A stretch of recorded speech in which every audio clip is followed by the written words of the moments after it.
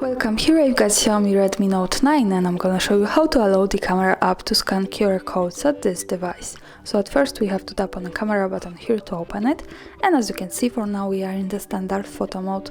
Now let's move to the right corner here. When we tap on this, we get access to other buttons we can manage. From here let's go to the left corner.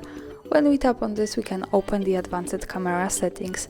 And now let's slide a little bit down to the quick settings. As you can see, at the last position here we have the scan QR codes option. So by tapping on this, we can easily turn it off and turn it on like that. This is how it works here. And of course, I suggest you to keep this turned on, because this is the easiest way to scan QR codes at this device. When you have this, you don't need any other app to do it. You can scan QRs just by using your camera. So this is how it works. Thanks for watching. Subscribe our channel and leave the thumbs up.